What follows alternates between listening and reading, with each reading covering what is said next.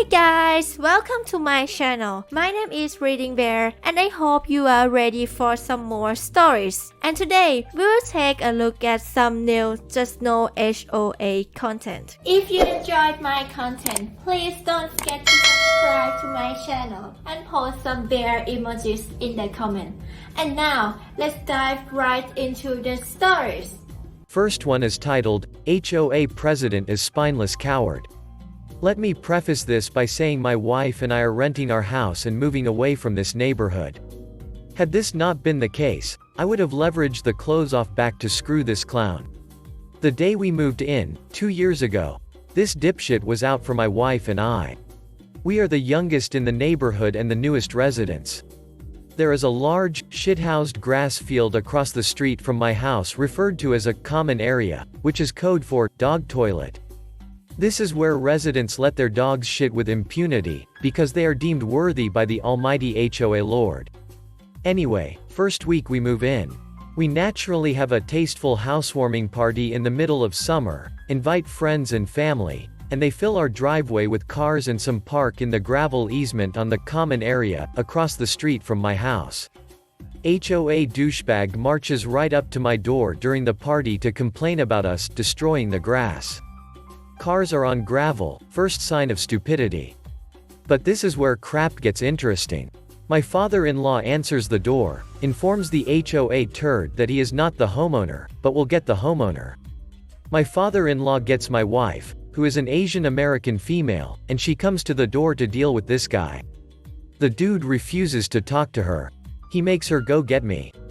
I promptly tell the guy to duck off, and he does.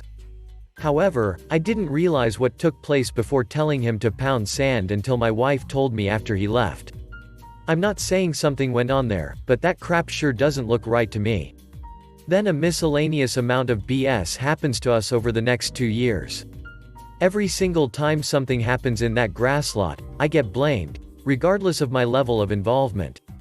One of HOA President's despot buddies goes on this neighborhood Facebook group to make some shitty comments about how I mow my grass and walk my dog. Not stating it was about me directly, but worded in a way that everyone would know. I guess my mowing and dog walking skills aren't up to par. Then, to my infinite joy, the entire neighborhood crushes this guy in Facebook before I can even make a comment. Loved it. More parking nonsense. My wife carpools and her friend park a car in front of our house 2 days a week. HOA Nazi and his buddies ring my doorbell incessantly to ask for the car to be moved.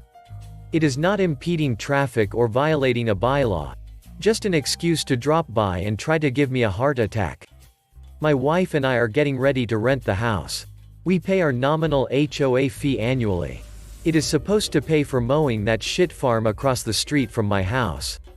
I was always a little suspect regarding the amount we pay in relation to the level of maintenance achieved over there, but I'm too lazy to engage in a full legal battle with this moron.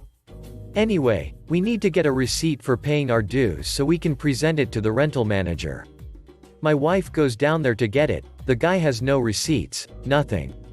Then he tells my wife she needs to come back at all these arbitrary times. She works, like a normal human, so this is incredibly difficult. Finally, my wife threatens to have the HOA audited, and a handwritten receipt appears in my mailbox. Final straw. As I said, my wife and I are moving soon. I had to back a trailer into my driveway to prepare for the move. To get it in, I had to drive my truck into the grass mudhole across the street from my house. Of course I get stuck, and dig the grass up. I'm like, shit, this guy is going to be up my butt over this. So I start making plans to rake the ruts and put grass seed over it before he wages war on me. Well, I couldn't move fast enough. I did it on Sunday night around 5 p.m. He had called the cops on me for a destruction of property complaint by 7 a.m. on Monday. The cops laughed it off and just told me to give it the old college try when fixing the grass. Needless to say, I had some words with that HOA president. I told him how much of a whiny coward he was, and that all he had to do was come confirm with me that I was going to rectify his shitfield. Plus a bunch of screaming. 10 more days and we're moving. Thanks for the rant space. Next one is titled, The Ballad of the Rusty Junker. so I thought I'd share my HOA horror story. Now I live in the city and fortunately don't have to deal with an HOA, but I do have an aunt who does. She lives in a semi-rural community subdivision. The kind that's filled with older 1940s to 50s ranches and split levels. Normally her HOA is pretty chill, at least with her, and with the exception of a couple of WTF moments she's never had any problems. This wasn't one of them. Around Christmas last year I had to work up near where she lives. Now our family usually gets together before Christmas since schedules and religious activities get in the way, and that year she was hosting Christmas anyways, so I asked if I could stay with her, to which she was totally cool with. Fast forward to April of this year and she comes to town for business. We have lunch together and during that time she brings up this story. Just after New Year's, she got a letter from her HOA. They were coming her for keeping a junk car in her driveway. Now she doesn't own, nor has she, my cousin or her boyfriend own a car that could be considered a junker. She calls her HOA president thinking they made a mistake, but it turns out it was no mistake. She asks the president, "Well, what car are you referring to?" To which he replied, "The rusty old Ford sedan." Now she and her son both work for GM, drive GM make vehicles, and her boyfriend owns a Volkswagen. So at first she had no idea what they meant. Then the president tells her it was white. He was referring to my car. I own an 8-year-old Ford Fusion that's clean and nearly pristine except for a small rust spot forming on the back fender. Apparently the HOA considered my car to be a rusty junker because of one baseball-sized rust spot. When she told me that, I didn't know whether I should laugh or facepalm at how absurd the situation was. Next one is titled, "Duck the HOA and Every Witch Who Works for Them." So there I was driving at about 45 miles per hour in between neighborhood exits, when a 15-year-old kid pulled out in front of me even though he had a stop sign. I had to choose, slam into his driver's side door killing him or swerve, so naturally I swerved. When I did, my brakes locked up and I lost control, slamming into and over a curb and smashing into a granite sign. The car was totaled to door I had to kick open. I was bleeding, but we were right next to a cop shop, so I figured police would be there soon. First people to arrive was some old ducker who immediately told me I had damaged the sign and would have to pay for it. Mind you, I hit the corner of the sign and there was not even a scratch on it. I could not believe the audacity to not even ask if my and the other driver were okay or anything. The old man then called the HOA hotshot who was all dressed up in a suit and crap so that she could tell me the same thing. Months later they kept making claims on my insurance and trying to sue to get their fern replaced. Long story short, they are scum who don't give a crap about anything other than exercising what little power they have. Abolish the HOA. Everybody hating on the kid, please stop. He did the right thing and pulled a U-turn to see if I was okay and admitted fault to the police. His parents and the HOA are the problem here. He had a permit and was driving his older friend to his job. Next one is titled, "My friend may successfully be leaving a HOA." There's a lot of stories about not joining a HOA. Don't buy a house that's in a HOA, or if your neighborhood wants to start a HOA, don't join it. But a lot of people believe that a house leaving a HOA is impossible, as the HOA membership self-perpetuates as part of the sale. If you buy a house within a HOA, you agree to the HOA's jurisdiction, and you agree to make anybody who buys the house from you also sign up to the HOA. However, my friend is doing, or attempting to do, the impossible, and that is removing a house from the HOA's jurisdiction. My friend inherited a house from her father, who recently just passed away. She decided to move out of her apartment, and live in the house, seeing as it's not much further away from her workplace. She didn't know that a HOA was in the area, and received an unexpected visit from the HOA's president. Here's how the conversation went down, as she told me.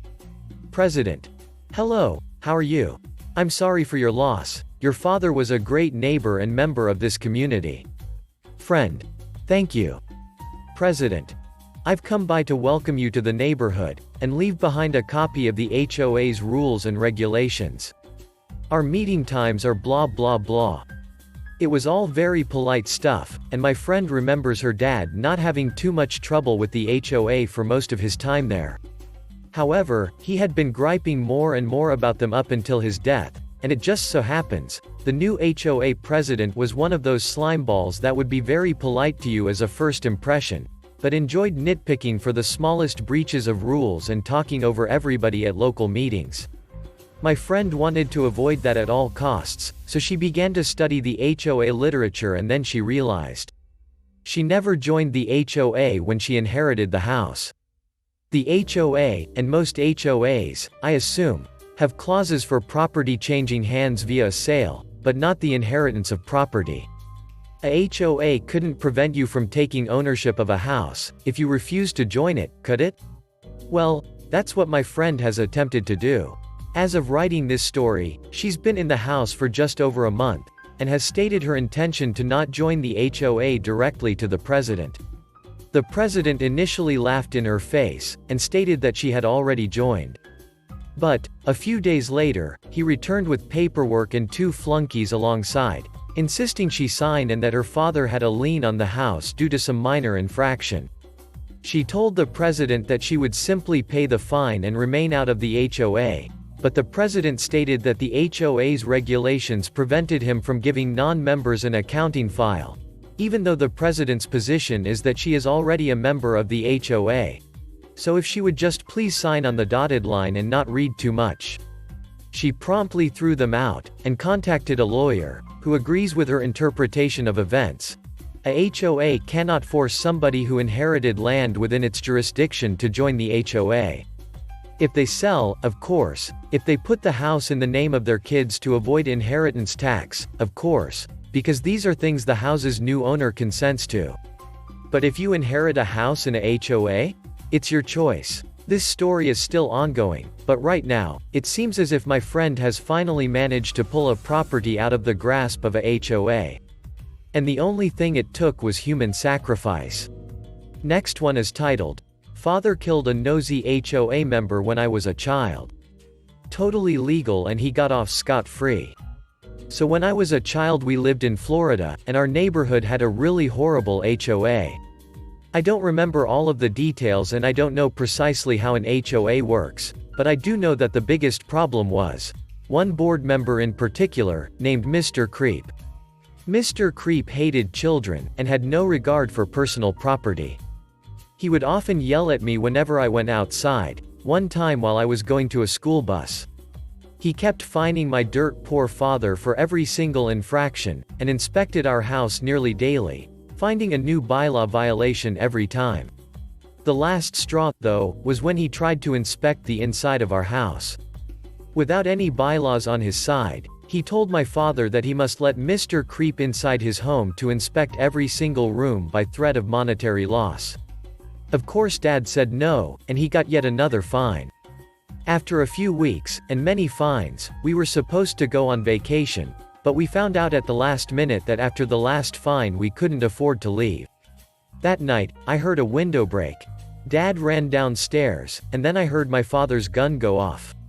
Mr. Creep had waited until we were supposedly on vacation, and intended to break into our house when we were away. Father killed him, and it was all thanks to his hubris and those last few fines.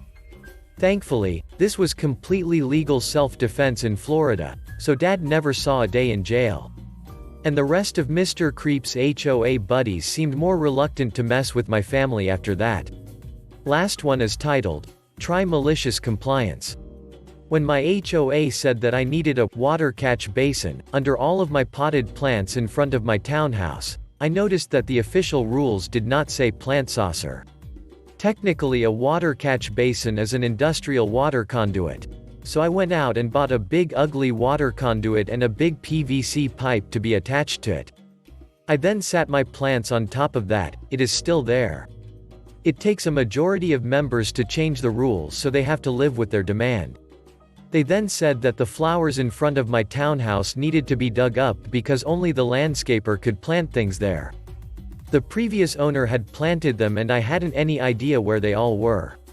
So I bought a shovel and dug up every single plant and expensive bush in front of my place. It cost them much more than the $50 fine that they were charging me to fix my compliance. In the past year they have stopped trying to fine me. Probably because I am too expensive to go after for their little things anymore. There are lots of malicious compliance solutions you can pick. If an HOA requires a grass front lawn, see if you can get written permission to spray it regularly with color so that it won't turn brown. You then go and get fluorescent pink.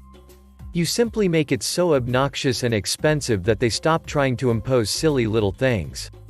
There are a lot of fun things you can do with following rules exactly or getting permission to do things that have unexpected results. Brainstorm with friends. Have fun. But make sure it stays exactly within the rules. You can train them to look only at meaningful things instead. Especially with you. HOAs can actually be a good thing if they are reminded to stick to what is really important. More like a utility service than an enforcement authority. Thanks for listening.